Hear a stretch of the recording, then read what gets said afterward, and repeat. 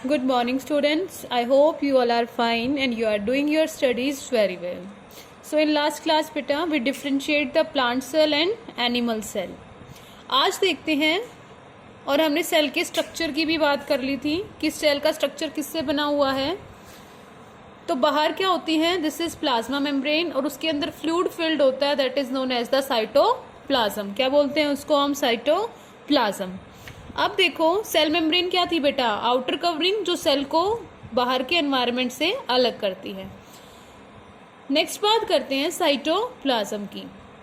Cytoplasm क्या है बेटा? एक जेल की तरह फ्लूइड है इनसाइड द सेल. एक जेली लाइक फ्लूइड है जो सेल मेम्ब्रेन के अंदर की तरफ पड़ा हुआ है, जो सेल मेम्ब्रेन को और न्यूक्लियस के बीच में है. ठीक है, देखो दिस इज अ सेल.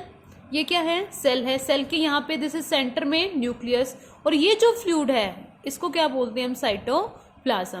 तो the fluid present between plasma membrane and nucleus is known as the cytoplasm. क्या बोलेंगे बेटा उसको? Cytoplasm. Then all the life functions takes place in the cytoplasm. Means जितनी भी रिएक्शंस जो हमारी सेल के अंदर हो रही हैं, जो सेल अपने काम कर रही है, वो सब किसके अंदर होते हैं? साइटोप्लाज्म के अंदर.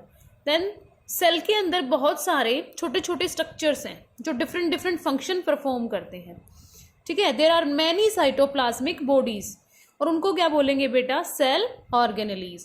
मीन्स सेल के अंदर कंपार्टमेंट्स बने हुए हैं जिनका स्पेसिफिक फंक्शन है, उनको क्या बोलते हैं? Cell organelles. All organelles in cytoplasm play an active role in the functioning of cell. Means सबका स्पेसिफिक फंक्शन है. सो अब फर्स्ट डिस्कस करते हैं हम न्यूक्लियस को. तो न्यूक्लियस क्या है बेटा? डेंस ओवल शेप का स्ट्रक्चर. ठीक है, ओवल शेप का स्ट्रक्चर है, बिल्कुल डार्क कलर का हमें दिखाई देता है, और इसकी डबल मेम्ब्रेन है, bounded with double layered membrane. Nucleus में क्या होता है बेटा? जेनेटिक मटेरियल होता है. मीन्स जो भी हमारी सेल के पास इंफॉर्मेशन है ना कि कौन सी सेल में कौन सा प्रोटीन बनेगा, वो जो इंफॉर्मेशन वो किसके पास होती है? हमारे जेनेटिक मटेरियल के पास. तो वो जेनेटिक मटेरियल कहाँ पे प्रेजेंट होता है? न्यूक्लियस में प्रेजेंट होता है. इन यूकैरियोटिक सेल देखो बेटा कि nucleus proper well defined nucleus है या नहीं, इसके बेसिस पे दो टाइप की सेल्स होंगी, एक यूकैरियोटिक और दूसरी प्रोकैरियोटिक. यूकैरियोटिक सेल का यही मेन फीचर है कि they have true nuclei. Karyon word का मीनिंग क्या होता है? न्यूक्लियस. मीन्स जिनके पास ट्रू न्यूक्लियस है. True nucleus in the sense जिनके न्यूक्लियस के चारों तरफ मेम्ब्रेन प्रेजेंट है, दैट आर ट्रू न्यूक्लियस. ठीक है, तो all cell organelles, all cells that have a nucleus with membrane, उनको क्या बोलेंगे? Eukaryotic cell. और प्रोकैरियोटिक जिनके न्यूक्लियस, जिनके जेनेटिक मटेरियल के बाहर मेम्ब्रेन प्रेजेंट नहीं होती, उन सेल के पास क्या होता है? प्रिमिटिव टाइप न्यूक्लियस होता है. प्रोकैरियोटिक सेल्स बोलते हैं उनको. अगर मैं एनिमल सेल की बात करूं तो न्यूक्लियस कहाँ पे प्रेजेंट होता है बेटा? सेंटर ऑफ द सेल में. और प्लांट सेल में कहाँ पे प्रेजेंट होगा? पेरिफ्री में. जैसे कि हमने डिफरेंशिएट किया था तो इसको पढ़ा था. देन न्यूक्लियस क्या है बेटा? सेल के बहुत इंपॉर्टेंट फंक्शंस को कंट्रोल करता है, जिनको हमने न्यूक्लियस को 4 पार्ट्स में डिवाइड कर लिया. फर्स्ट इसकी न्यूक्लियर मेम्ब्रेन जो न्यूक्लियस को सराउंड करती हैं. इनका काम क्या है कि कौन मटेरियल न्यूक्लियस के अंदर आएगा और कौन न्यूक्लियस से जाएगा, ये कौन डिसाइड करता है? Nuclear membrane. फिर न्यूक्लियस के अंदर कुछ फ्लूइड प्रेजेंट है, उसको क्या बोलते हैं बेटा? न्यूक्लियोप्लाज्म. Then nucleolus. न्यूक्लियोलस क्या है? एक डार्क स्ट्रक्चर प्रेजेंट होता है. लाइक अगर मैं ड्रॉ करूं तो न्यूक्लियस ऐसे बेटा क्या है? Double membrane structure like this, ये डबल मेम्ब्रेन, और यहाँ पे डार्क स्टेन स्ट्रक्चर जिसको क्या बोलते हैं? न्यूक्लियोलस. और यहाँ पे ये क्या है? This is the nucleoplasm. इस न्यूक्लियोप्लाज्म में क्या, न्यूक्लियोलस में क्या होता है बेटा? RNA, ribonucleic acid. क्या होता है इसके अंदर? Ribonucleic acid. अब बात करते हैं, यहाँ पे कुछ थ्रेड लाइक स्ट्रक्चर प्रेजेंट होते हैं ऐसे, हेयर थ्रेड लाइक स्ट्रक्चर्स, जिनको क्या बोला जाता है? क्रोमोसोम्स. क्या बोलते हैं बेटा? क्रोमोसोम्स. तो क्रोमोसोम्स क्या हैं? They are the thread like structures composed of DNA, deoxyribonucleic acid के बने हुए हैं. और इन्हें बेसिकली हम क्या बोलते हैं? Hereditary unit. हेरिडिटरी यूनिट जो इंफॉर्मेशन एक पेरेंट से उसके नेक्स्ट जनरेशन में ट्रांसफर होती है, उसको हेरिडिटरी यूनिट्स बोलते हैं बेटा. ठीक है, तो क्रोमोसोम किससे बने हुए हैं? डीएनए से. और इस डीएनए के कुछ पोर्शन जिनके पास हेरिडिटरी इंफॉर्मेशन है उनको क्या बोलते हैं, जीन्स। मीन्स एक्चुअली में जीन्स रिस्पॉन्सिबल हैं कि नेक्स्ट जनरेशन में क्या इंफॉर्मेशन ट्रांसफर होएगी। फंक्शन ऑफ न्यूक्लियस तो क्या हो गए, तो हेरिडिटरी कैरेक्टरिस्टिक ट्रांसफर करवाते हैं from one generation to next generation. Then it control all the life functioning taking place inside the cells. जो सेल्स के अंदर क्या बनना है, सेल को कैसे काम करना है, वो सब कौन रेगुलेट करेगा बेटा, आपका न्यूक्लियस।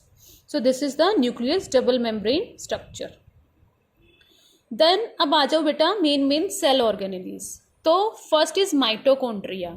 इस डायग्राम में माइटोकॉन्ड्रिया कहाँ पे है, like these are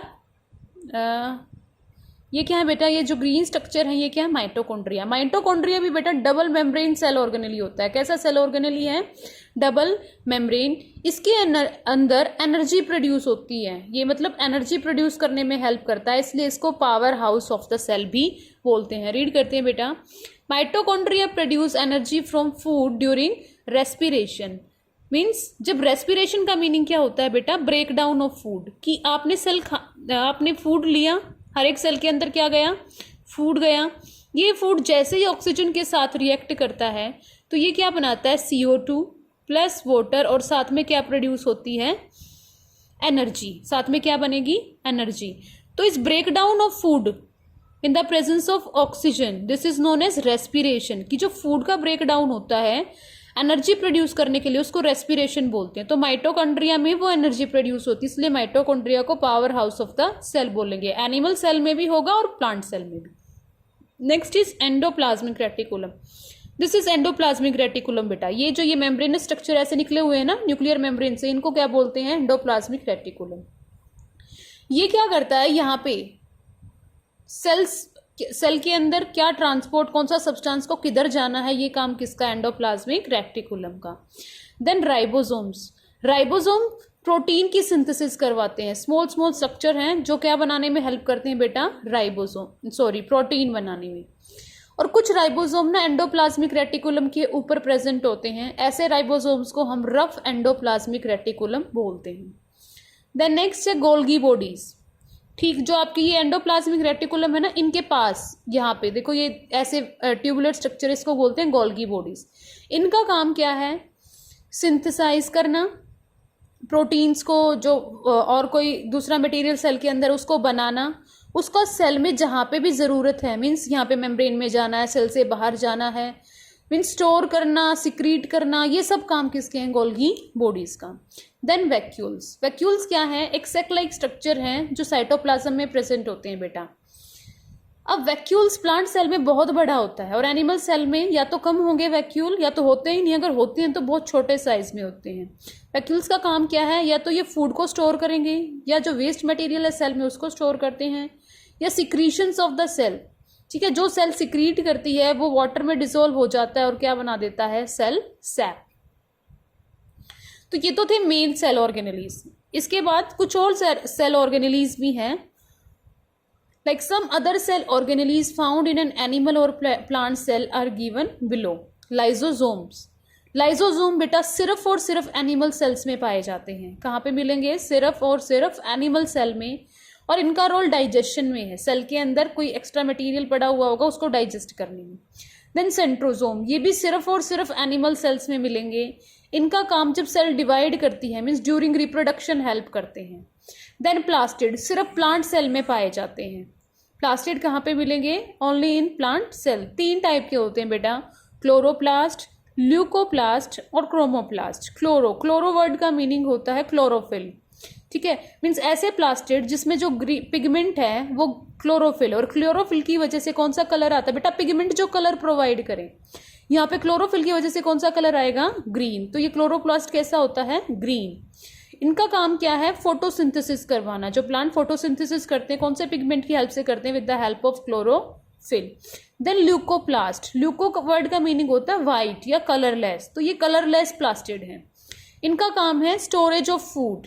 then chromoplast, chromo word का मीनिंग क्या होता है, कलर। तो कलर्ड प्लास्टिड, वो प्लांट जहाँ पे भी प्लांट में रेड या येलो कलर होगा, चाहे वो फ्रूट हो चाहे वो फ्लावर्स हो, तो वो कलर किसकी वजह से होता है, क्रोमोप्लास्ट की वजह से। जैसे these are the responsible for colour of flowers like fruits, tomatoes और कैरेट्स का जो कलर है, टमाटो का रेड कलर है, कैरेट का रेड कलर, वो किसकी वजह से है? It is because of chromoplast. So these are the cell organelles. Then ये प्लांट सेल और एनिमल सेल को हम पहले ही कंपेयर कर चुके हैं. Then cell as an organism, कि भाई कुछ यूनिसेलुलर ऑर्गेनिज्म हैं, एक ही सेल के बने हुए हैं और वो एक पूरे ऑर्गेनिज्म की तरह काम कर रहे हैं. मतलब वो अपना फूड भी ले रहे हैं, वो वेस्ट भी रिलीज कर रहे हैं, वो एनर्जी प्रोड्यूस कर रहे हैं with the help of only single cell. तो some cells can perform all the basic activities of life. Means एक ही सेल से सभी काम किए जाते हैं, ठीक है, इंडिपेंडेंटली. ऐसे ऑर्गेनिजम्स को क्या बोलते हैं बेटा? Unicellular organism, single celled organisms. Example amoeba, paramecium, ठीक है, क्लेमाइडोमोनास, यूग्लिना, ईस्ट, ये सब क्या है? These are all are the example of single celled organism. सबसे पहले बात करते हैं अमीबा की. अमीबा सिंगल सेल्ड का है, इसकी कोई फिक्स शेप नहीं होती, ऐसे कोई भी शेप बना लेता है, ये इर्रेगुलर शेप बोलते हैं इसको, ठीक है.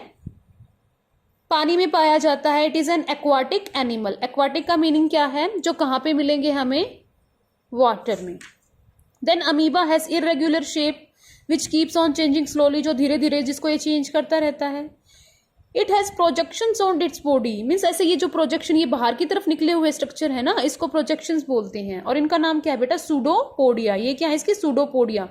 सूडो वर्ड का मीनिंग होता है फॉल्स और पोडिया मीन्स फुट. तो फॉल्स फिट है इनके पास. अमीबा मूव स्लोली, धीरे धीरे मूव, पानी में मूव करते रहते हैं ये, और अपना जो इनका फूड पार्टिकल्स है उनको कैप्चर कर लेते हैं. किसकी हेल्प से? सूडोपोडिया की हेल्प से. देन जो फूड इसने टेकन लिया, मतलब यहां से इसने फूड को एब्जॉर्ब किया लाइक दिस इस सूडोपोडिया में, और ये फिर प्लाज्मा में, ये इसकी मेम्ब्रेन यहां से बंद हो जाएगी और ये क्या बन जाता है? फूड वैक्यूल लाइक दिस, ठीक है. इन्होंने प्रे को अंदर ले लिया और एक वैक्यूल बना लिया, इसी में फूड को क्या करते हैं? ये डाइजेस्ट करते हैं. नेक्स्ट बात करते हैं बेटा पैरामीशियम की. ये पैरामीशियम है. तो पैरामीशियम एक स्लीपर शेप का यूनिसेलुलर ऑर्गेनिज्म है. स्लीपर शेप का मीनिंग जैसे वो स्लीपर्स होते हैं ना ट्रेन्स वगैरह में, जो ऐसे नीचे बिछे हुए होते हैं लाइक दिस. ये भी एक्वाटिक है. इसकी बॉडी पे छोटे छोटे हेयर लाइक प्रोजेक्शंस होते हैं. मीन्स ऐसे बिल्कुल छोटे छोटे पार्टिकल्स, उनको क्या बोलते हैं? सीलिया. ऐसे न्यूमरस, यहाँ पे बहुत सारे ऐसे हजारों की संख्या में इनके ऊपर क्या प्रेजेंट है? छोटे छोटे ऐसे स्ट्रक्चर प्रेजेंट है, जिनको क्या बोलते हैं बेटा? सीलिया. इसके दो न्यूक्लियाई होते हैं, एक बड़ा न्यूक्लियस और एक छोटा nucleus. Like this is macro nucleus and micro nucleus. ये छोटा न्यूक्लियस. और ये अपने सीलिया की वजह से बहुत फास्ट दौड़ता है पानी के अंदर से. तो नेक्स्ट बात करते हैं बेटा यूग्लिना. यूग्लिना किसकी शेप के जैसा होता है? लाइक ये शेप, इस शेप को क्या बोलते हैं बेटा? Spindle shape. जो ये ऐसी शेप होती है ना लाइक दिस, ये क्या होती है? Spindle shape. और यूग्लिना आपको कुछ ऐसा ही दिख रहा है. सिंगल सेल्ड है और ये भी पानी में पाया जाता है. इसका एक ही बहुत लंबा सा ये स्ट्रक्चर होता है, थ्रेड लाइक स्ट्रक्चर. इसको क्या बोलते हैं? फ्लैजिलम.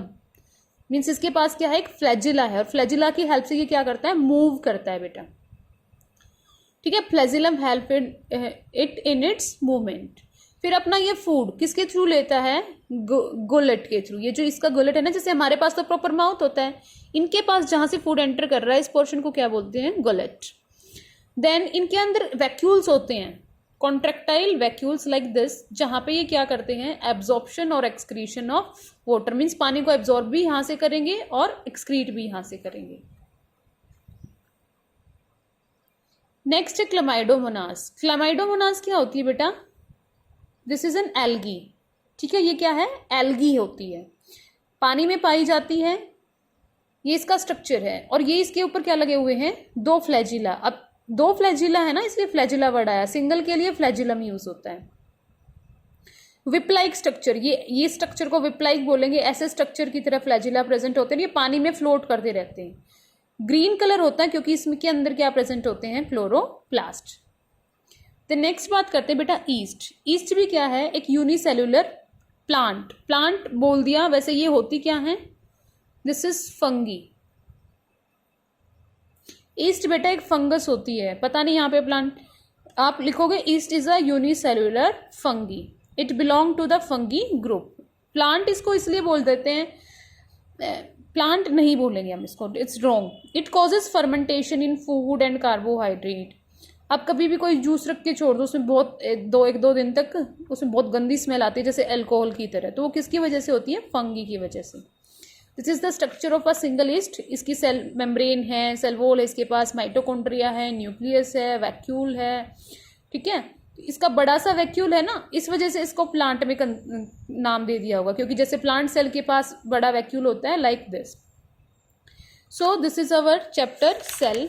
हमने क्या पढ़ा बेटा सेल चैप्टर में? कि सेल क्या है? एक बेसिक यूनिट है लाइफ की।